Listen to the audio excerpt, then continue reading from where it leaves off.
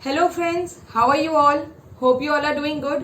तो चलिए आज हम चैप्टर 4 इन्वेंट्री स्टार्ट करते हैं। ठीक है, अब इन्वेंट्रीज होता क्या है, तो एक सिंपल लैंग्वेज में बोल दे तो इन्वेंट्री इज नथिंग बट अपना स्टॉक ऑफ गुड्स, जो गुड्स अनसोल्ड अभी तक हमारे पास बचे हुए हैं। सी हम डिस्कस कर चुके कॉन्सेप्ट वगैरह के टाइम पे भी कि बिजनेस क्लोज नहीं होता, खाली बुक्स हमें एक एक पीरियड के बाद क्लोज करनी पड़ती है। तो क्या आपको क्या लगता है कि जितना सपोज ऐसे एक ईयर ले ले, 1 अप्रैल 19 से 31 मार्च 20 की अगर मैं बात करूं, तो क्या ऐसा होगा कि इस पीरियड में जितने भी गुड्स खरीदे तो पूरे बेच दिए? नहीं, ऐसा नहीं होता है। सो व्हाट हैपेंस कि जो गुड्स आपने खरीदे जरूरी नहीं है कि तब के तब उसे बेच दिया होगा, कुछ गुड्स हमारे पास पड़े हुए।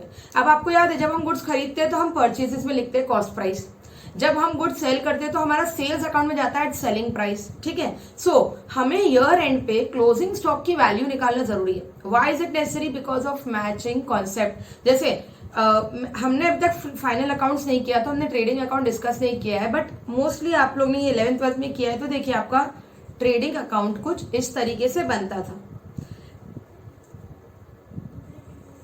अभी हमें ट्रेडिंग अकाउंट को ना समझना जरूरी है, डेबिट क्रेडिट। तो देखिए आपका ट्रेडिंग अकाउंट आपको जिस तरह से बनाते थे, to opening stock, stock of goods जो आपके पास ओपनिंग में पड़े हुए। सपोज मैं अमाउंट की बात नहीं कर रही, बट सपोज 10 यूनिट्स हमारे पास पड़े हुए। ठीक है, टू परचेजेस, सपोज हमने परचेज किए 200 यूनिट्स इस साल में। ठीक है, फिर कुछ डायरेक्ट एक्सपेंसेस जैसे carriage, inward, then to some manufacturing expenses, octroi. आपको पता है कि कुछ एक्सपेंसेस रहते थे जो ट्रेडिंग में जाते थे, which are directly related to the production और the purchase of that product. उसको हम बाद में डिस्कस करेंगे, बट अभी बस आप लोग को भी इतना थोड़ा नॉलेज है। वेजेस हम ऊपर लिखते थे, मैन्युफैक्चरिंग एक्सपेंसेस हम ट्रेडिंग में लिखते थे, राइट, बाय सेल्स। अब सपोज हमने ये हमारे पास 210 गुड्स में से वी हैव सोल्ड 160 यूनिट्स। ठीक है, तो क्या ऐसे करके आपको जीपी आ जाएगा? नहीं। क्यों? क्योंकि आपके देखिए आपके डेबिट में दिख रहे हैं आपके पास गुड्स कितने हैं, 210 गुड्स है, और आपने सेल किए कितने किए, 160। तो आपको नहीं लगता आपका फिगर रॉन्ग आ जाएगा अगर आपने 210 के खर्चे को सिर्फ 160 के इनकम से मैच करने की कोशिश की? मतलब अगर मैं सपोज वैल्यू भी दे देती, तो सपोज ये 210 ओपनिंग स्टॉक और परचेज की वैल्यू कुछ 2 लाख आ जाती, और मैंने सेल किए 160 यूनिट्स जिसका भी 2 लाख आया।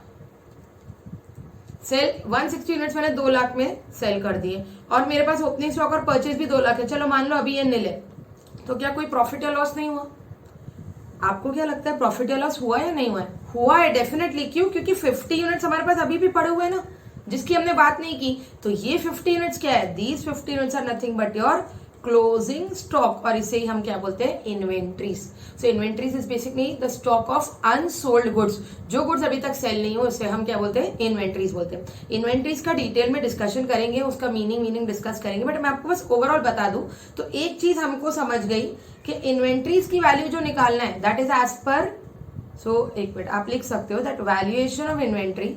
अच्छा, जो बच्चों को ट्रेडिंग अकाउंट पता ही नहीं था प्लीज इतना एटलीस्ट नोट डाउन कीजिए। अगर आप पहले साइंस से हो तो खाली इतना सा लिख लीजिए। ट्रेडिंग अकाउंट अच्छे से हम फाइनल अकाउंट में समझेंगे, बट यहाँ काफी बार डिस्कस करने के टाइम पे will make use of it. Specially commerce वाले बच्चों को इजी जाएगा अगर ये समझ के करेंगे तो, नहीं तो then I am there. Okay, valuation of inventories is required as per matching concept. तो to match your expenses and income it is necessary कि आप इन्वेंट्री की वैल्यू निकालो। नहीं तो क्या हो जाता, आप जैसे 210 के कॉस्ट को 160 के सेल से मैच कर रहे होते तो आपका प्रॉफिट या लॉस तो रॉन्ग ही आएगा ना। आप ये बता ही नहीं रहे हो कि नहीं 50 गुड्स तो अभी तक मेरे पास पड़े हुए हैं, ये जब बेचेंगे तो इसका प्रॉफिट भी होगा, वो डिस्कशन में ही नहीं आ रहा है। ठीक है, so valuation of inventories is required as per matching concept. Also हमने पहले ट्रांजैक्शन एंड इवेंट में बारे में पढ़ा है, तो we know what is inventory. Inventory is nothing but an event.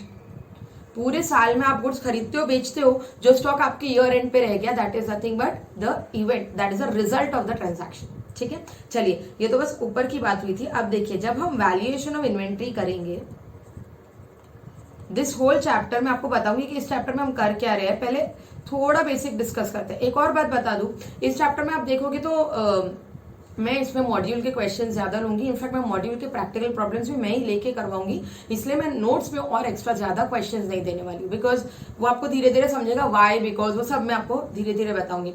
Secondly I wanted to tell you कि inventories is also one chapter जब आप देखोगे इन एवरी वीडियो ना देयर इज समथिंग न्यू।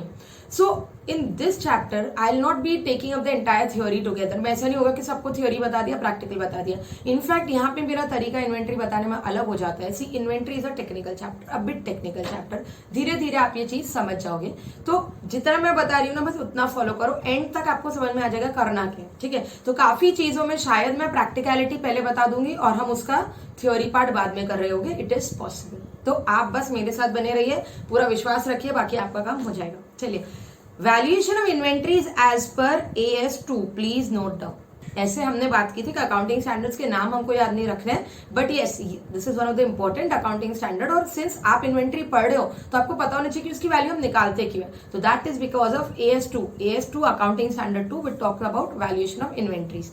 अब AS2 बोलता क्या है? AS2 says that inventory is to be valued at cost or net realizable value whichever is less। अभी मैं पूरा ही लिख लेती हूँ, whichever is lower या whichever is less। आपको याद है कि फाइनल अकाउंट्स में क्वेश्चन जब आप 11th 12th में करते थे, काफी बार आपको क्लोजिंग स्टॉक का नीचे एडजस्टमेंट में दिया जाता था, दो वैल्यू दी जाती थी, कॉस्ट या मार्केट प्राइस। तो आप कौन सा लेते थे? जो भी कम है। ऐसा मत बोलना कॉस्ट लिया जाता है, नहीं, इन्वेंट्री की जो भी वैल्यू कम है वो लिया जाता था। तो पहले तो बात यही आती है कि क्यों यार क्लोजिंग स्टॉक को अलग से देते थे? बिकॉज हम जब एंट्री बिजनेस में करते हैं ट्रांजैक्शंस की, तो गुड्स खरीदा तो परचेज में, गुड्स बेचा तो सेल्स में, राइट। क्लोजिंग स्टॉक जो बचा हुआ है उसको अलग से फाइनल ईयर एंड पे हमें अलग से इन्वेंट्री की वैल्यू निकालनी पड़ती है और फिर उसे हमारे फाइनल अकाउंट में डालना पड़ता है।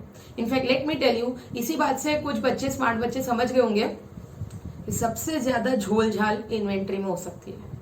तुमको अगर प्रॉफिट ज्यादा बताना है तो तुम स्टॉक की वैल्यू को ज्यादा बता सकते हो। अच्छा, किसको ज्यादा बताना है, किसको कम बताना, ये सब भी मैं धीरे धीरे आऊंगी। Today I don't want to tell you everything so that you guys get confuse. थोड़ी चीजें प्रैक्टिकली करते जाते हैं, फिर शायद उसकी थ्योरी हमको समझना ईजी भी हो जाएगी, ठीक है। तो अब एक बात समझ लो बस, इस चैप्टर में मैं कर क्या रही हूँ।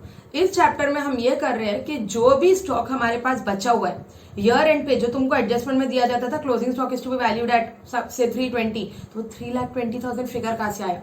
हम वो फिगर निकालने की कोशिश कर रहे हैं कि इन्वेंट्री की वैल्यू कितनी आई है।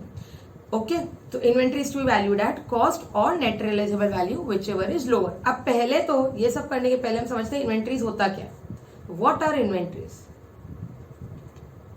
जैसे हमने डिस्कस किया कि inventories are nothing but unsold stock left at the end of the year. ये तो हमने बोला, लेकिन इसको और अच्छे से समझना, उसके लिए आपको क्या करना पड़ेगा। इन्वेंट्री को बिजनेस के जैसे दो हिस्से होते हैं, एक होता है ट्रेडिंग कंसर्न्स और दूसरे क्या होते हैं? Manufacturing concerns.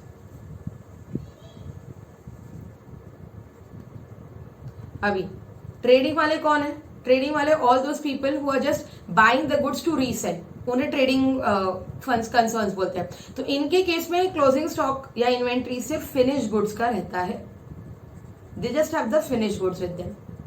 Whereas when you talk about manufacturing concerns, तो मैन्युफैक्चरिंग कंसर्न्स कौन है?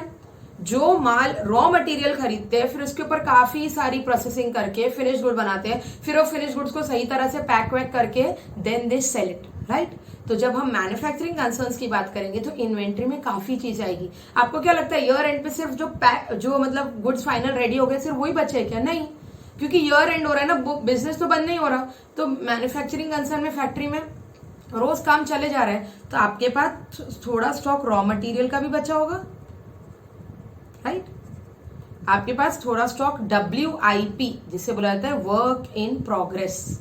कुछ माल ऐसा है जिसके ऊपर आधा काम हो चुका है, आधा काम बाकी है, 20% काम हो चुका है, 80% काम बाकी है। मतलब ऐसे कुछ प्रोडक्ट्स जो on that I can say on that machine पे वो पेंडिंग है, आधा काम हो चुका, आधा नहीं हो चुका है, ठीक है। जैसे टूथपेस्ट की बात करो तो चलो सपोज ट्यूब में वो टूथपेस्ट जा चुका है, अभी तक ढक्कन नहीं लगा, या फिर एक दूसरी असेंबली लाइन है जहाँ पे टूथपेस्ट इज रेडी, बॉटल में अब जाएगा। तो काफी चीज है ना, there is a long assembly line, काफी वर्क इन प्रोग्रेस बचा हुआ है।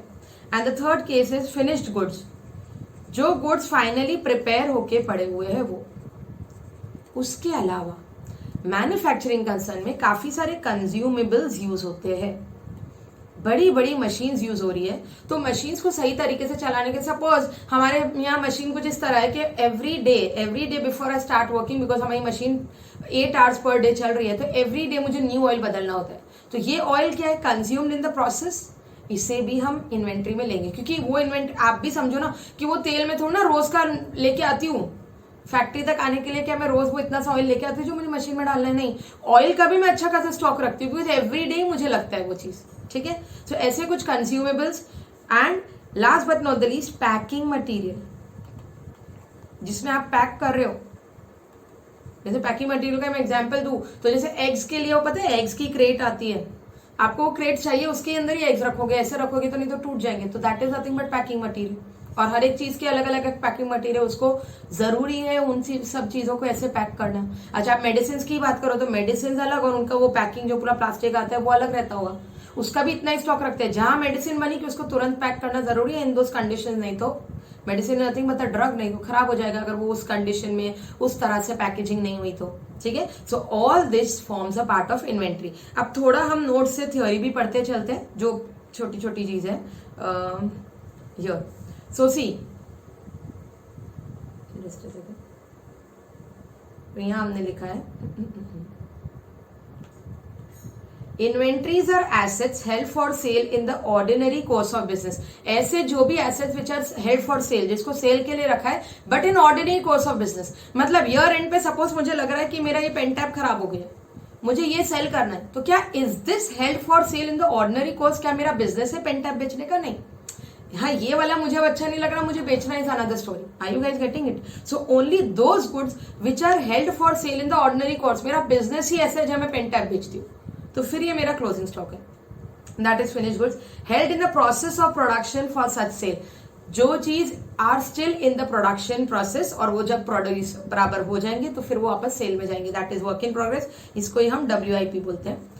For consumption in the production of goods or service for sale, including maintenance, supplies and consumables other than, देखिए, other than machinery, spares, servicing equipment and standby equipment। देखिए, कुछ spheres, loose screws वगैरह चीजें भी आपको लगती है, मतलब स्क्रू ड्राइवर, हैमर, फिर वो इतने सारे स्क्रूज मशीन के लिए, वो एसेट से रिलेटेड है। अच्छा, क्या वो रोज कंज्यूम होते हैं? क्या रोज मुझे स्क्रू ड्राइवर बदलना है क्या, या रोज मुझे स्क्रू चेंज करने के मशीन के? नहीं।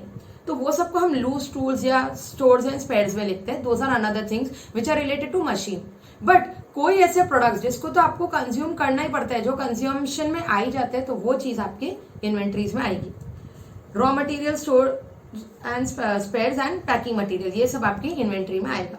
Then they are saying inventory valuation is needed as per matching concept. Okay, अब उसके बाद उन्होंने ऑब्जेक्टिव्स ऑफ इन्वेंट्री वैल्यूएशन दी है, इसको मैं थोड़े टाइम बाद आपको समझाऊंगी। ये पार्ट बहुत इंपॉर्टेंट है, बट अभी नहीं, आज है। आज हम पहले थोड़ा बेसिक समझते हैं, इन सबको भी हम डिस्कस करेंगे। इन्वेंट्री वैल्यूएशन का प्रिंसिपल, कॉस्ट या net realisable value, whichever is less. तो चलिए, बिफोर वी मूव अहेड, हम ये कॉस्ट या नेट रियलाइजेबल वैल्यू जो भी है उसको थोड़ा अच्छे से डिस्कस करते हैं कि इन्वेंट्री की जब कॉस्ट की बात करते हैं तो कॉस्ट में क्या आना चाहिए, नेट रियलाइजेबल वैल्यू में क्या आना चाहिए, देखते हैं।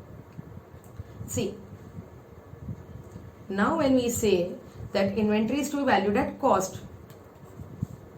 तो इन्वेंट्री की कॉस्ट में क्या क्या चीजें ऐड होती है, तो आप ध्यान रखेंगे कॉस्ट में एक तो परचेज प्राइस, जिस प्राइस पे मैंने गुड्स को खरीदे वो तो आएंगे ही, राइट।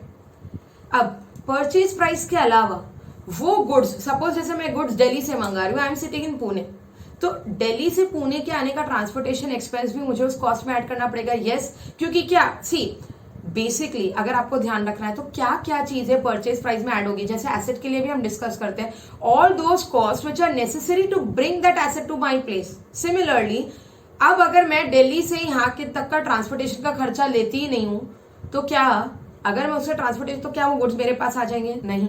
तो ऐसा ट्रांसपोर्टेशन का खर्चा भी आपको लेना पड़ेगा, ठीक है। अच्छा, अब इसके ऊपर ये सब जो परचेज किए हमने गुड्स, इसके ऊपर अगर हमें कोई ड्यूटीज या कोई टैक्सेस लगे हैं तो क्या वो भी हमें ऐड करना पड़ेगा? यस। अच्छा, उसके पहले मैं बता दूं कि परचेज प्राइस से आप ट्रेड डिस्काउंट माइनस करते हो और लेस करना पड़ेगा अगर ट्रेड डिस्काउंट दिया है तो। कोई सेल्स टैक्स वगैरह लगा तो उसे क्या करना पड़ेगा? ऐड करना पड़ेगा। So basically rather than writing the word sales tax, let me write all non refundable taxes. अच्छा, आप लोग ने ये कॉपी किया क्या? एक बार इतना आप लोग भी मेरे साथ कॉपी करेंगे। सबसे पहले 1 मिनट लीजिए और ये कॉपी कीजिए। Inventories is nothing but an event and valuation inventories required as per matching concept. फिर ट्रेडिंग अकाउंट बनाएंगे आप लोग, और उसके बाद वैल्यूएशन इन्वेंट्री क्या बोलता है, ES2 बोलता है cost and net realisable value whichever is less. फिर इन्वेंट्रीज में आता क्या है वो हमने डिस्कस किया, एंड अब हम कॉस्ट पे।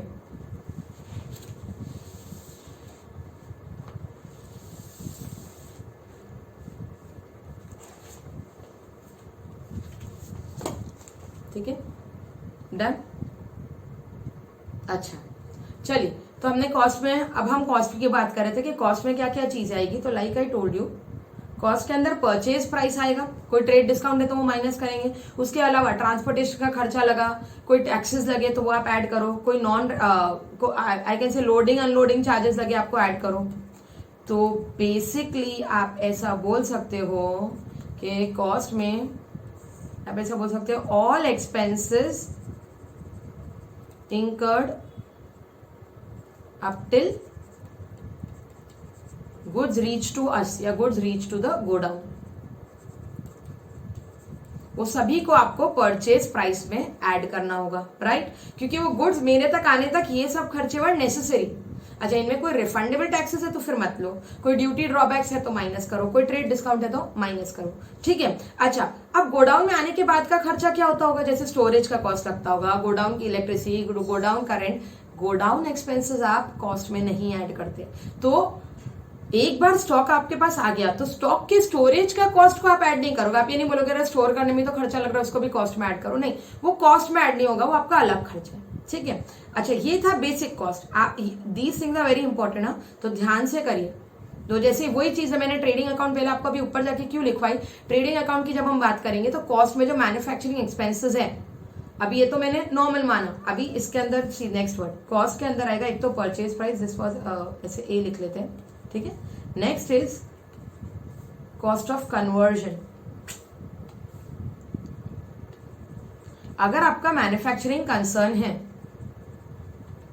तो आपको वो गुड्स को फाइनली रॉ मटेरियल को फिनिश गुड्स में डालने के लिए जो जो कॉस्ट लगते हैं to convert it from raw material या from input to output, raw material से फिनिश गुड्स तक के लिए आपको जो कन्वर्जन कॉस्ट लगते हैं, तो इसके अंदर क्या क्या चीजें आती है? इसके अंदर लेबर का एक्सपेंसेस आता है, फिर इसके अंदर काफी सारे ओवरहेड्स आते हैं। ओवरहेड्स मतलब दुनिया भर के डायरेक्ट इनडायरेक्ट एक्सपेंसेस। अब ये जो वर्ड्स ओवरहेड्स है, इसके अंदर आप कुछ वर्ड्स जैसे आई थिंक मॉड्यूल में मेंशन्ड है fixed overhead, variable overhead, but I would say अभी के लिए आप ये पार्ट को इग्नोर इन द सेंस आप बस सुन लो को ओके, अभी आप ही समझो ना कि रॉ मटेरियल लाके उसको फिनिश गुड्स बनाने में अच्छा खासा कन्वर्जन कॉस्ट लगते होंगे। जैसे मैं समझो रॉ कॉटन लाके कॉटन का क्लॉथ बना रही हूँ, ठीक है, तो रॉ कॉटन लाया वो एक बात, अब उसको मशीन में डालते हैं, पहले उसको क्लीन करते होंगे, फिर उसका थ्रेड्स बनता होगा, थ्रेड से क्लॉथ बनता होगा, तो ये सब में कितना दुनिया भर का एक्सपेंसेस लग रहा है ना, वो सब आपके कन्वर्जन कॉस्ट में आएगा। और yes, that adds to the cost of the product. तो जब मैं क्लॉथ के प्रोडक्ट कॉस्ट की बात करूंगी तो क्या मैं सिर्फ रॉ कॉटन से ही मतलब विल आई जज the cost of this cotton cloth based on just the cost of raw material? No, all those costs which were incurred in converting that raw cotton into the cotton cloth, वो सब चीजें भी तो आएगी ना, तो conversion cost भी cost में ऐड होता है। इसके अलावा कुछ और कॉस्ट भी ऐड होते हैं, सम अदर कॉस्ट। अब अदर कॉस्ट में आ जाता है हमारे, अगर मैं आपको एक एग्जांपल दूं, जैसे आपने इंडिया में बहुत कॉमन है कि केमिकल्स बेचे जाते हैं, या आपको अगर पहले याद है तो पहले पेप्सी वगैरह कोको कोला वगैरह कांच की बोतल में आती थी, और फिर वो बोतल आप लोग पेप्सी या कोक कंज्यूम कर लो, फिर वो बोतल वापस दे देते थे, राइट, पर उसमें से काफी टूटती भी होगी। या फिर मैं केमिकल्स की बात करूँ तो केमिकल्स बड़े बड़े ड्रम में आते हैं। मैं एग्स की बात करूँ तो एग्स के प्रॉपर वो क्रेट्स आते हैं, या तो कोई लोग प्लास्टिक का ही क्रेट रखते हैं जिसको रीयूज करते हैं, या फिर वो ऐसे हार्डबोर्ड कार्डबोर्ड जैसे पेपर का वो लोग क्रेट बनाते हैं, जो तो कंटिन्यूस उसको आप सेकेंड टाइम यूज नहीं कर सकते, आपको एवरी टाइम न्यू चाहिए होगा।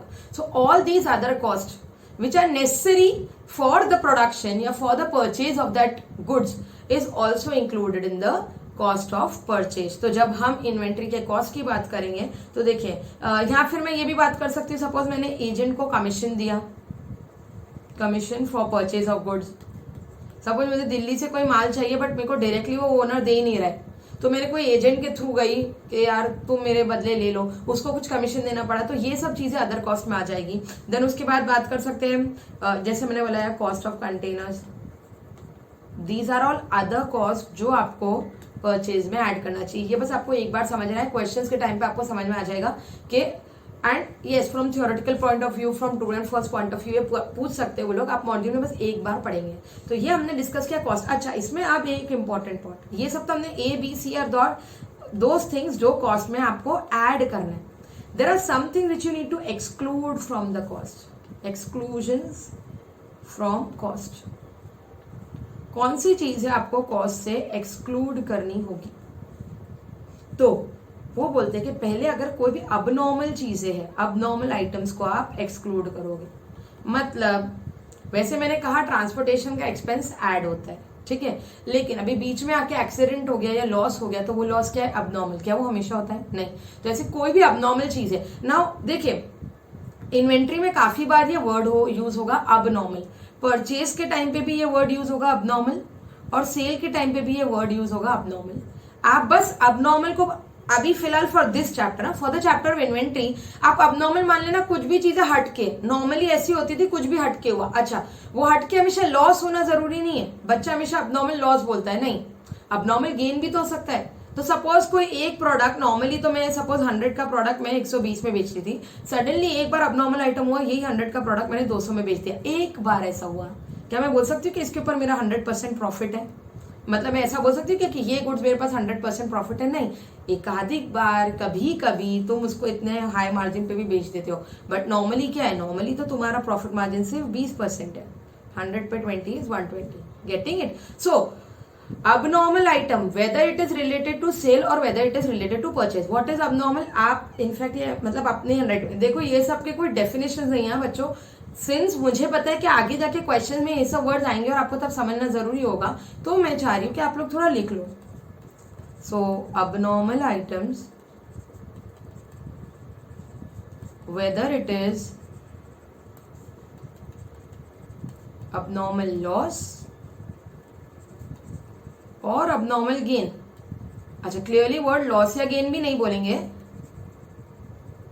शुड बी रिमूव्ड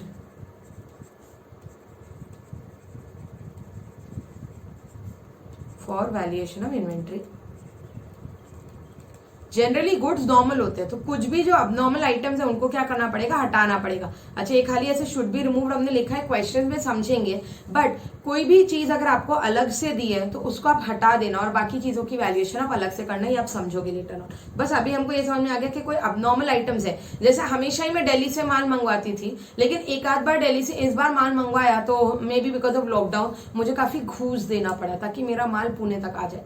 अगर वैसे तो then that again it becomes abnormal in सब केसेस, बिकॉज नॉर्मली ऐसा नहीं होता, दिस बार मुझे अंडर द टेबल कुछ देना पड़ा, ठीक है, एक ही हो गया। सेकेंडली हमने बात की स्टोरेज कॉस्ट को हम कॉस्ट ऑफ गुड्स में ऐड नहीं करते, उसके बाद एडमिनिस्ट्रेशन कॉस्ट को हम ऐड नहीं करते, उसके बाद I can say selling expenses, selling and distribution expenses, इसे भी हम क्या करते हैं? कॉस्ट में ऐड नहीं करते, क्योंकि वो मार्केटिंग का खर्चा है। गुड्स खरीदा, गुड्स जब तक हमारे पास आ गए उस तक के एक्सपेंसेस को हम कॉस्ट में ऐड करते हैं, ठीक है। तो देखिए, अगर मैं इसका एक जिस्ट बनाऊं, ये ऑल दीज थिंग्स में इंपॉर्टेंट आपको लिख के दिखेगा भी, बट कुछ इस तरह बन सकता है कि जब हम कॉस्ट ऑफ गुड्स की बात करेंगे तो कॉस्ट के अंदर एक तो आ जाएगा कॉस्ट ऑफ परचेज, और जिसके अंदर हमने बात की कि जब हम कॉस्ट ऑफ परचेज की बात करेंगे तो हम इसके अंदर परचेज प्राइस, फिर non refundable taxes, non refundable duties, आप एक ऐसे फ्लो चार्ट जैसा भी बना लीजिए, ड्यूटीज एंड टैक्सेस, जो ट्रांसपोर्टेशन लोडिंग अनलोडिंग चार्जेस लगेंगे वो ट्रांसपोर्टेशन लोडिंग अनलोडिंग चार्जेस,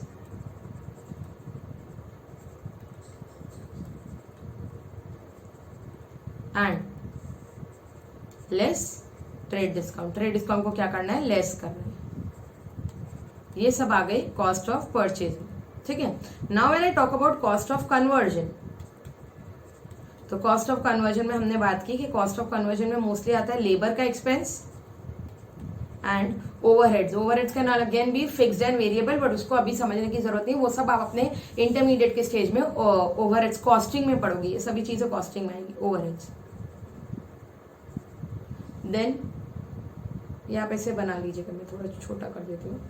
उसके बाद नेक्स्ट हमने किया अदर कॉस्ट, जिसके अंदर आई टोल्ड के suppose I am giving commission, जिसे हम बाइंग कमीशन बोलते हैं। चलो late me right the word buying commission, जो जरूरी है मुझे, नहीं तो वो प्रोडक्ट मेरे आ ही नहीं सकता, मुझे मिलता ही नहीं। फिर कॉस्ट ऑफ इंश्योरेंस, सॉरी, एक हो गया बाइंग कमीशन, दूसरा हो गया cost of containers and etcetera. Then even suppose transit insurance जो आपने किया है, सपोज जनरली क्या होता है, वो दिल्ली वाला जापान से माल बुलाता है, इस बार दिल्ली वाला नहीं बुला सका, हमने खुद ने जापान से माल बुलाया, तो यार वो जो पूरा इंश्योरेंस वहां से जापान से आने में लगा होगा खर्चा, मैं वो सबको भी इंक्लूड करूंगी। यस डेफिनेटली मैं करूंगी ट्रांजिट इंश्योरेंस। ओके, एंड ये तीन चीजें तो कॉस्ट में ऐड होती है, और एक चीज जो एक्सक्लूड होती है, एक्सक्लूजन्स, ये मैंने अभी लिखा भी था बट इसको क्या शॉर्ट में आई एम राइटिंग अगेन। तो एक्सक्लूजन में आ जाएगा आपका एक तो अबनॉर्मल आइटम्स, अबनॉर्मल लॉस और अबनॉर्मल गेन। देन उसके बाद एडमिनिस्ट्रेशन कॉस्ट,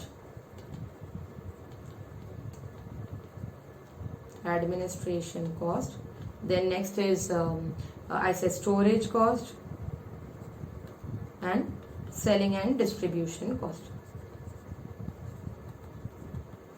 ठीक है, तो अभी तक हम कहाँ हैं, हमने कहा कि इन्वेंट्रीज को वैल्यू करने में we say that inventory is to be valued at cost या net realisable value whichever is less. तो हमने ये देखा कि कॉस्ट में आना क्या चाहिए, ये सब चीजें आनी चाहिए और कुछ चीजें एक्सक्लूड होनी चाहिए, right. Now let us come on to net realisable value, कि नेट रियलाइजेबल वैल्यू में क्या क्या आएगा। तो देखिए, नेट रियलाइजेबल वैल्यू मतलब अगर ये माल बेच देते तो कितने में बिकता, सिंपल।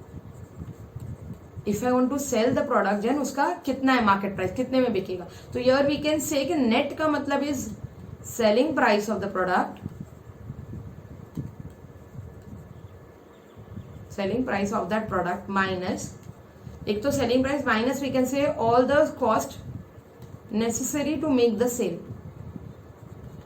वो सब कॉस्ट जो जरूरी है कि प्रोडक्ट सेल हो जाए, वो सबको भी हम माइनस करेंगे तो हमें नेट एनआरवी मिल जाएगा।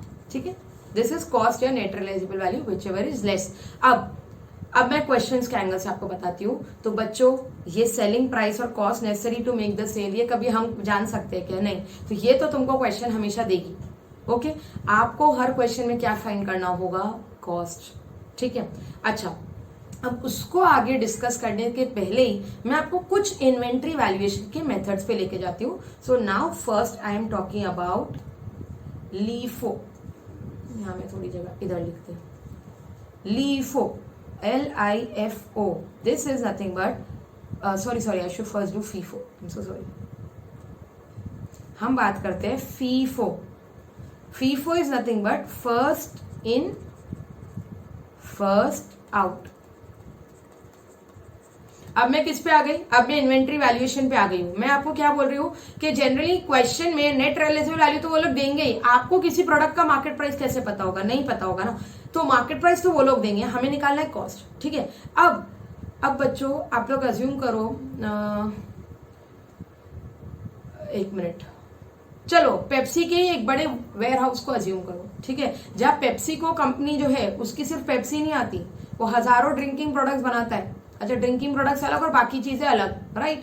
तो अभी उनकी आप बात करें, नहीं तो नहीं, पेप्सी भी नहीं। Let me take a good example, let us take about LG। ठीक है, तो लाइव्स गुड LG कंपनी जो है, उसके अब क्या रहते हैं, LG के टीवीज भी है, LG के रेफ्रिजरेटर्स भी है, LG के एसीज भी है। तो there are different types of products, और वो सभी ईयर एंड पे हमारे पास बचे हुए। ठीक है, अब what do you mean by the word FIFO. FIFO, first in first out, मतलब जब हम inventory valuation as per FIFO कर रहे हैं, हम मान रहे हैं जो हमारे गुड्स पहले आते हैं वो हमारे गुड्स पहले जाते हैं। मतलब चलिए मान लो ये मेरा वेयर हाउस है, एक बार आपको समझ रहे हैं, once you understand then there is not much thing. आप वो देखोगे इतना बड़ा मैंने टेबल क्या बनाया वो आपको समझ जाएगा। तो और ये मेरा टेबल, ये मेरा वेयर हाउस का डोर है, ठीक है। तो जब भी मेरा माल आता है, माल मेरा अंदर आए, यहाँ स्टॉक करता है मेरा स्टोर कीपर, ऐसे स्टोर करता है। आपने देखा मैंने कहाँ से स्टोर किया? I am storing like this, यहां से, ठीक है। यहां से माल अंदर आया और सपोज यहां से माल बाहर जाता है, एक और डोर है बाहर जाने के लिए। तो मुझे बताइए फर्स्ट इन फर्स्ट आउट में क्या होगा? ये माल जो पहले आया था ये पहले जाएगा, ये सेकंड आया था फिर ये जाएगा, फिर ये जाएगा। Are you getting it? First in first out में ऐसा होगा कि जो माल पहले आया था वो पहले जाएगा। तो आपके पास क्लोजिंग स्टॉक किसका बचा होगा? Do you guys agree that closing stock will be of the recent items purchased? जो आइटम्स अभी रीसेंट खरीदे थे हम मानते हैं कि वो अभी भी हमारे पास बचे हुए, ठीक है। इसे बोला जाता है FIFO, first in first out. अब इसके ऊपर क्वेश्चंस कैसे सॉल्व करना है अभी हम उसको डिस्कस करते हैं। इसकी थ्योरी आपको धीरे धीरे समझ में आ जाएगी। I am there, you don't have to worry, ठीक है। बस अभी इतना बस समझो कि फर्स्ट इन फर्स्ट आउट में हम क्या मानेंगे? पहला वाला माल पहले बाहर चला जाता है। अब ये मैंने बनाया क्या है पहले तो आपको ये भी बता दूं। सी, इस चैप्टर में मैं प्रोडक्ट के सेल्स के पार्ट पे हूं ही नहीं, पहले तो आप ये समझ लीजिए। इन्वेंट्रीज में हम सेलिंग की बात ही नहीं कर रहे। I am not at all talking about at what price I am selling the goods. I am just not concerned about it. ये मैंने जो बनाया है इसे पहले तो स्टोर लेजर कार्ड बोला जाता है। स्टोर लेजर कार्ड ये है क्या? ये स्टोर लेजर कार्ड मेरा वेयरहाउस, मेरा स्टोर कीपर, ये मेरा वेयरहाउस था, यहाँ मेरा स्टोर कीपर है। ये मेरा स्टोर कीपर ये कार्ड बना के रखता है। देखो वेयरहाउस में मेरा स्टोर कीपर रिकॉर्ड कब करता होगा? ट्रांजैक्शंस को। ये भी एक बात आप समझिए। सी, बुक्स में अब एक बात हो जाती है, ये सब चीजें काफी बार शायद रिपीट भी होगी, बट इन्वेंट्री के चैप्टर को समझने के लिए थोड़ा बेसिक आपको समझना जरूरी है। दो चीजें होती है, एक होता है रिकॉर्डिंग इन बुक्स। मैं अकाउंट्स की बुक्स में स्टॉक को कब रिकॉर्ड करती हूँ? तो मैं रिकॉर्डिंग इन बुक्स तब करती हूँ जब मुझे इनवॉइस मिल गया। जैसे मैंने गुड्स परचेज किए, इनवॉइस मिला, on the basis of invoices and documents, right. तब मैं बुक्स में रिकॉर्ड करती हूँ, क्योंकि देखो रिकॉर्ड कौन कर रहा है? अकाउंटेंट, मैं नहीं, अकाउंटेंट रिकॉर्ड कर रहे हैं। और ये मेरा स्टोर कीपर कौन है? ये मेरा वेयरहाउस वाला है। ये गुड्स को कब रिकॉर्ड करता होगा? तो basically I can say store keeper is recording physically, records by physical stock. अगर मैं फिजिकल स्टॉक की बात करूं तो यहां पे रिकॉर्डिंग कब होती है? When goods actually come in and actually go out, when goods are actually received and dispatched, received और दे आर डिस्पैच्ड। तो स्टोर कीपर तुमको बस ये बता सकते हैं कि आज की तारीख में या वट एवर डे कितना माल अपने पास पड़ा हुआ है। वो ये नहीं बोल सकता कितना परचेज हुआ। क्यों? क्योंकि अच्छा ऐसा क्यों नहीं बोल सकता? बिकॉज व्हाट हैपेंस समटाइम्स आप परचेज करते हो तो आपको बिल पहले मिल जाता है, फिर वो ट्रांसपोर्ट में आने का 7 दिन का या जितने भी दिन का टाइम लग रहा है। तो भी क्या होता है, अकाउंटेंट तो बिल मिला वो रिकॉर्ड कर देता है परचेज की एंट्री, बट गुड्स अभी तक स्टोर हाउस में स्टोर कीपर के पास आया है क्या? नहीं, गुड्स अभी तक स्टोर कीपर के पास नहीं आया। तो क्या वो स्टोर कीपर रिकॉर्ड करता है? नहीं, उसको तो ये इनवॉइस पता ही नहीं होता क्या, ठीक है। तो स्टोर कीपर तभी रिकॉर्ड करेगा जब उसको बुक्स मिले। तो आप देखिए वर्ड्स मैंने कैसे यूज किए। रिसीट्स, रिसीट मतलब जब स्टोर कीपर को वो गुड मिला होगा। इशू, जब स्टोर कीपर ने वहां से गुड्स सेल डिपार्टमेंट को दिए होंगे। ये इशू किसको हो रहा है आप समझने के लिए ऐसा बोल सकते हो, आप ऐसा बोल सकते हैं issue to sales department. Sales department order place करती है कि भाई अपने को इतना ऑर्डर आया है 100 यूनिट्स का, तो स्टोर कीपर से 100 यूनिट सेल डिपार्टमेंट के पास चले जाते हैं, या जहां भी ऑर्डर करना था डिलीवर करना था चले जाते हैं, ठीक है। तो यहाँ मैं इश्यूज वो बात कर रही हूँ जो गुड्स सेल होने वाले हैं, ठीक है। और बैलेंस, जितना बैलेंस अभी हमारे पास पड़ा हुआ है, ठीक है। अब एक काम करते हैं, क्वेश्चन लो और फिर ये चीजों को और अच्छा, यहाँ मैंने कॉस्ट ऑफ परचेज वगैरह सब समझाया है, आप एक बार यहाँ से पढ़ लेंगे। नोट्स मैं आपको देने ही वाली हूँ और बातें मैंने डिस्कस कर ली हैं, so you can directly read from here. I am coming on to, अभी मैं थ्योरी भी मैंने आपको कहा था कि पहले एक क्वेश्चन करते हैं, चीजें समझ में आ जाए फिर हम कर लेंगे। मैं इस क्वेश्चन पे, I am on this question number 1।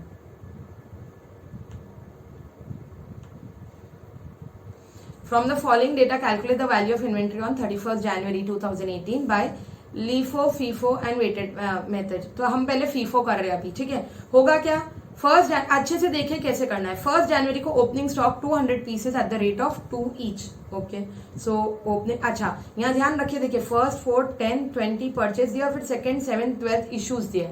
But हम कैसे रिकॉर्ड मेंटेन करेंगे, हम रिकॉर्ड करेंगे मेंटेन डेट वाइज, राइट। तो मुझे डेट वाइज जाना पड़ेगा। तो फर्स्ट पहले तो ओपनिंग स्टॉक है, सो 1 जनवरी 18।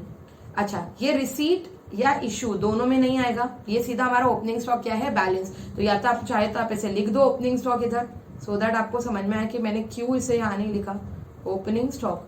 नहीं भी लिखना है तो आपको ये एक बात समझ में आनी चाहिए कि this is the opening balance which is already there with the store keeper. कितने units, 200 units at the rate of 2 each. Quantity 2, rate 2, तो 200 इंटू 2 इज 400। ठीक है, आई नीड माई कैलकुलेटर यार।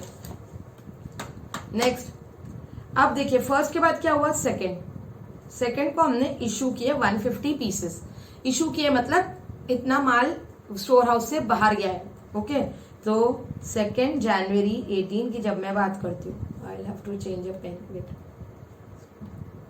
2 जनवरी 18 की जब मैं बात करती हूँ तो कितने इशू हुए, 150 पीसेस। 150 पीसेस कौन से रेट पे इश्यू हुए होंगे, अब यही बात समझिए, बस मेन मुझे बताना था। ये जो रेट है आप लिख लो कई जगह, this is not the selling price, this is not the selling price, this is cost of goods which is being issued. ये रेट देखिए, आपको क्वेश्चन में सेलिंग प्राइस जैसा दिख भी रहा है क्या, इशू उन्होंने 150 पीसेस बोला, क्या उन्होंने आपको रेट बताया है कितने में बेचा, नहीं। तो हमको जानना भी नहीं कितने में बेचा है, वो तो सेल्स में आ जाता है कितने में बेचा। हमें जानना है कि जो गुड्स बाहर गए उसका कॉस्ट कितना था। ठीक है, that is nothing but cost of goods sold. मैं सब पे आऊंगी धीरे धीरे। तो ये जो 150 स्टॉक इशू होंगे, हमारे पास अभी कौन से रेट के स्टॉक था, 2 रुपए का ही था ना, तो 2 रुपए का ही स्टॉक गया होगा ना बाहर, राइट। तो 150 इंटू 2 कम्स टू 300। तो अभी हमारे पास कितना बच गया, अब देखिए 200 में से 150 गया तो 50 अभी बच गया, राइट। 50 का भी रेट क्या है 2, तो 50 इंटू 2 इज 100 का अभी भी हमारे पास अमाउंट बचा हुआ है। Deliberately I am changing pens so that you guys understand. Next, 2 Jain के बाद आता है 4 जैन। 4 जैन को फिर हमने परचेज किया 100 pieces at the rate of 2.2। तो हमने परचेज किया 4 जैन को, परचेज किया 100 pieces at the rate of 2.2, it comes to 220, correct. अच्छा, अब आप बैलेंस में कैसे लिखेंगे, आप बैलेंस में हमें हर प्रोडक्ट को अलग से डिफ्रेंशिएट करके रखना है। तो ये जो 2 रुपए वाला था ना, इसको पहले आप लिखो 50 200 और ये 100 2.2 220। Are you guys getting it what I am saying. Every time balance को आप सेपरेट करके लिखोगे क्योंकि रेट अलग है। तो 50 वाले का रेट अलग है, 2 उसको अलग से लिखो, और 100 वाले का रेट अलग है, उसको अलग से लिखो। ठीक है, अब 4 जनवरी के बाद आता है फिर 7 जनवरी, जब आपने 100 पीसेस इशू किए। अब यहाँ पे मेन बात आती है, 100 पीसेस हमने इशू किया and we are following FIFO method, first in first out. मतलब जो गुड्स पहले अंदर आए थे वो पहले गए होंगे। तो आप दैट वाज 7 जनवरी। मैं डेलिबरेटली एक लाइन छोड़ के ही लिखती हूँ, आपको समझ में आएगा। Let me take another pen. देखिए अभी 7 जनवरी 18 को हमने 100 इशू किए और हम फॉलो कर रहे हैं फर्स्ट इन फर्स्ट आउट। जो पहले का माल पड़ा था वो पहले जाएगा। तो पहले का ये 50 वाला माल पड़ा हुआ था, तो आप इशू में पहले ये 50 दोगे। 50 गया एट द रेट 20 100, और ये 100 में से रिमेनिंग 50, क्योंकि टोटल 100 इशू करने, तो 50 पहले वाले में से और 50 इस वाले में से। 50 into 2.2 come to I think 110 देख लेते, तो 50 इंटू 2.2 110। ओके, तो 50 इंटू 2.2 110। तो अब हमारे पास कौन सा बैलेंस बचा हुआ है, ओनली ये 100 में से 50 अभी भी बचा हुआ है at the rate of 2.2 110। Are you guys getting it. चलिए next, I leave a line only so that it's easy for us. 7 जनवरी के बाद क्या हुआ, 10 जनवरी को फिर परचेज किया 150 pieces at the rate of 2.4। Okay, so 10 जनवरी 18 150 pieces at the rate of 2.4। Let us see 150 into 2.4 comes to 360। अब आप बैलेंस कैसे लिखेंगे, तो पहले पुराना वाला 50 into 2.2 which is 110 and 150 into 2.4 which is 360। ऐसे दो बैलेंस लिख दिया आपने। ओके, अब 10th के बाद फिर 12th को हमने इशू किया है 180 पीसेस, 180 पीस। अब देखिए, तो आई कम ऑन 12 जनवरी 18 हम इशू कितने कर रहे हैं 180 पीसेस, तो 50 मैं यहाँ से ले लूँ तो राइट 50 पीसेस मैं ओपनिंग में से लूंगी 50 इंटू 2.2 110 और अब कितने में को और इशू करने हैं 130 में इशू करूंगी ऑफ दिस 2.4 क्योंकि जो फर्स्ट माल आया था वो पहले जाएगा। Are you guys getting it? So 130 into 2.4 comes to 312 और अब मेरे पास कौन सा स्टॉक बचा हुआ है? मेरे पास ओनली 20 यूनिट्स बचे हुए हैं at the rate of 2.4 which is 24 to 48 okay. Are you guys getting? अभी 12 जनवरी के बाद और भी कुछ है तो हाँ 28 जनवरी को फिर परचेज किया 180 एट द रेट ऑफ 2.5 तो 28 जनवरी को हमने परचेज किया 180 eight the rate of 2.5 180 into 2.5 gives us 450। तो अब हमारे पास जो क्लोजिंग स्टॉक बचा हुआ है कितना? पहले तो 20 एट द रेट 2.4 48 बचा हुआ है एंड 180 एट द रेट 2.5 450 बचा हुआ है ओके। अब इसके बाद देखिए तो फाइनली आपका क्लोजिंग स्टॉक की अगर मैं बात करूं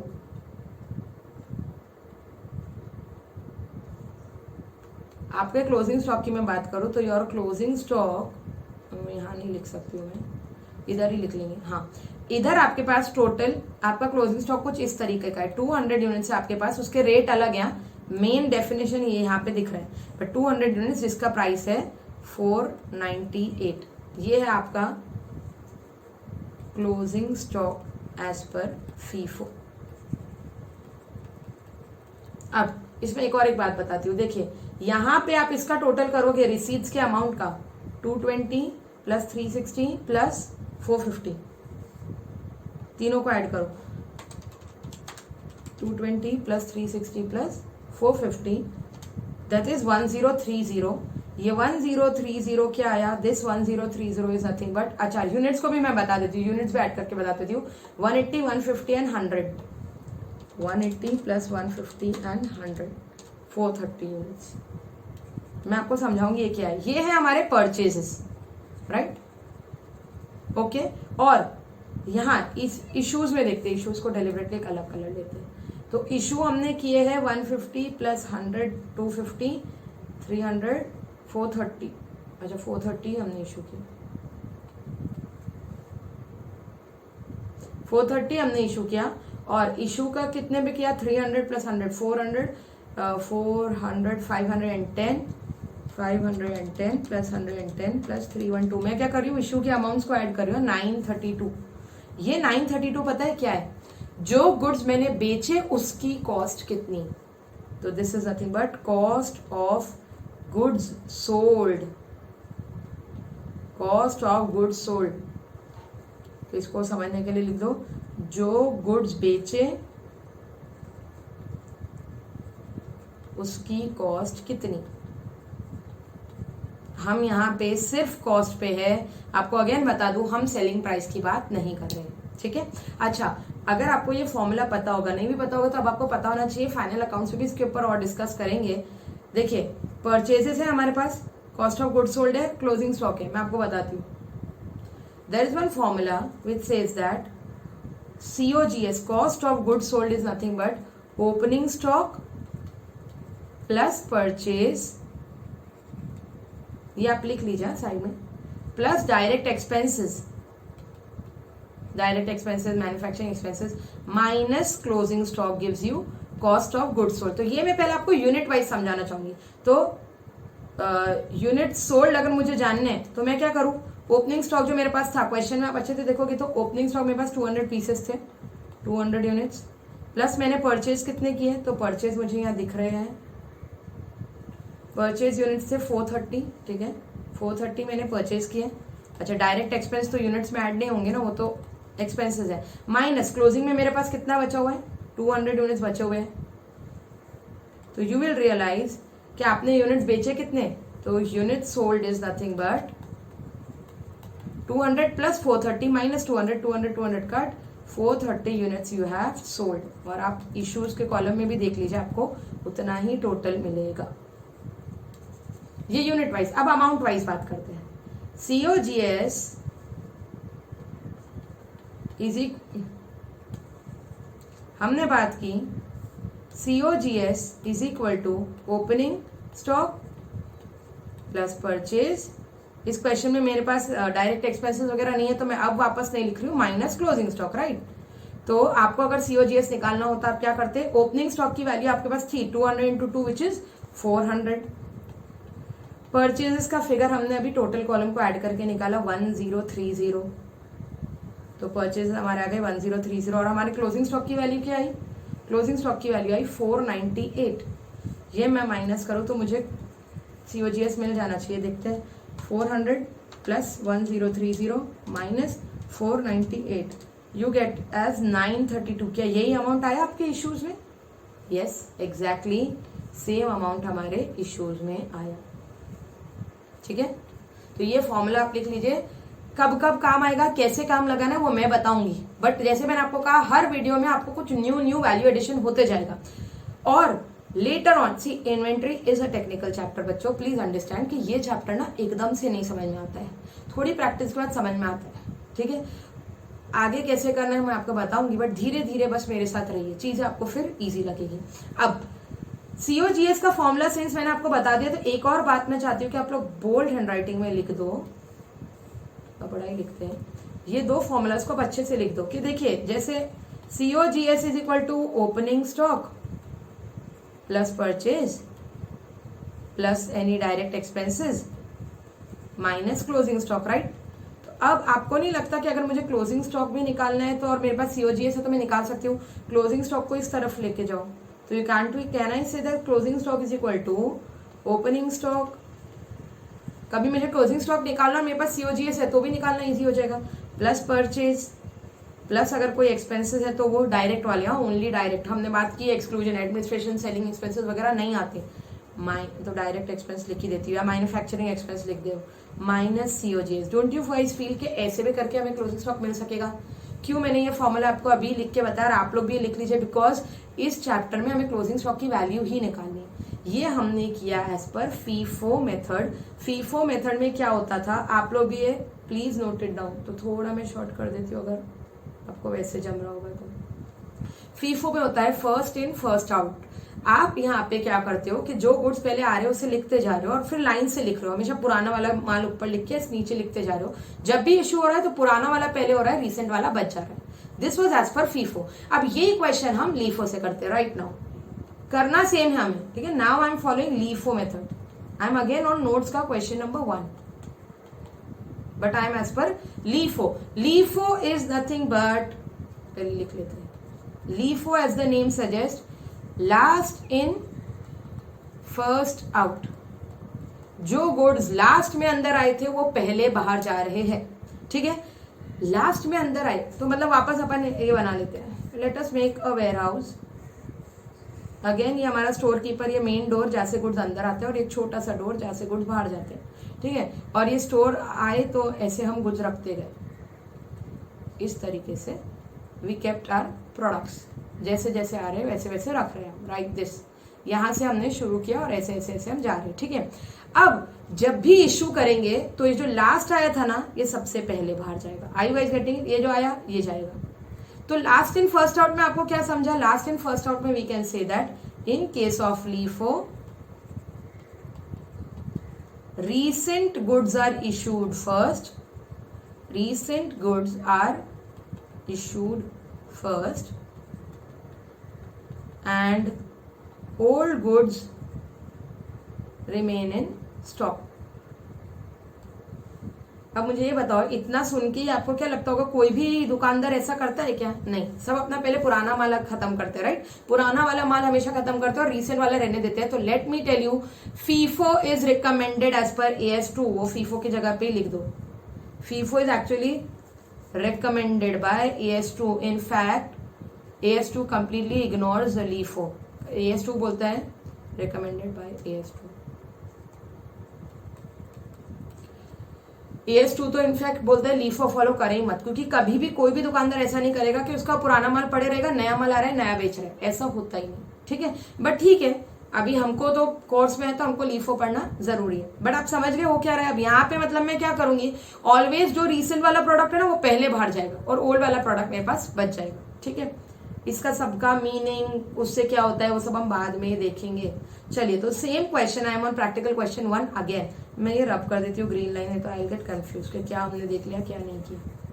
now I am following LIFO method. Okay, पहले तो मेरे पास ओपनिंग स्टॉक पड़ा हुआ है 200 पीस इंटू 2, तो ठीक है ये तो लिख लेते हैं। सो 1 जनवरी 18 ओपनिंग स्टॉक, मतलब that will come directly in the balance and हमारे पास है 200 units at the rate of 2 which is 400। अच्छा, फर्स्ट के बाद डायरेक्टली हमने इशू कर दिया तो इसमें कोई प्रॉब्लम नहीं, 150 पीस। अभी मेरे पास गुड्स कौन से है, यही वाले गुड्स है, तो अभी मेरे पास कोई ऑप्शन है क्या, नहीं, तो ये इसमें से ही इशू हो जाएंगे। So if I talk about 2 जनवरी 18 I will issue 150 pieces of this 2 300, तो मेरे पास अब कितना बचा हुआ है 50 पीसेज ऑफ ₹2 विच इज 100। यहाँ तक कोई दिक्कत नहीं। फिर 4 जनवरी को हमने परचेज किया 100 एट द रेट 2.2, तो 4 जनवरी 18 100 eight the rate of 2.2 which gives you 220। अब आपके पास बैलेंस कैसा है, बैलेंस पहले जैसे लिखो, पुराना 50 इन the rate 200 and 100 eight the rate 2.2 which is 220। ठीक है, ऐसे आप बैलेंस लिखोगे। अभी नेक्स्ट 4 जनवरी के बाद 7 जनवरी को मैं इशू कर रही हूँ 100 पीसेस। अब ध्यान दीजिए, 7 जनवरी आई एम इशूइंग 100 पीसेस। ये 100 पीसेस कैसे इशू हो रहे हैं, now I am following the method of LIFO. LIFO, last in first out, जो लास्ट में है वो पहले गए, तो मतलब जो 100 यूनिट्स मुझे इशू कर रहे हैं, डोंट यू थिंक यहां से इशू हो जाएंगे, पूरे यहीं से इशू हो जाएंगे। 100 इंटू 2.2 220, और जो पुराना माल है वो अभी भी बचा हुआ है 50 इंटू 200। Getting it? तो आपको इशू के टाइम पे ध्यान रखना पड़ेगा कि आप फीफो फॉलो करते हो या लीफो।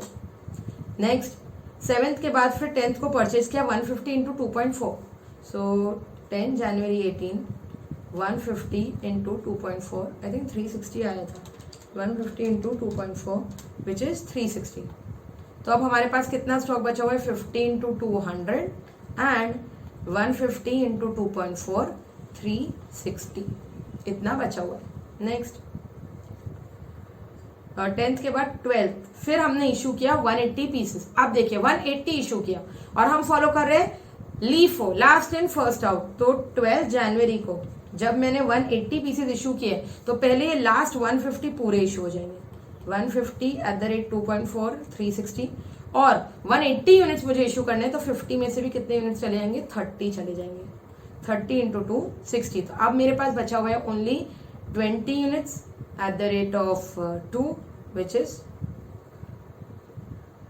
40।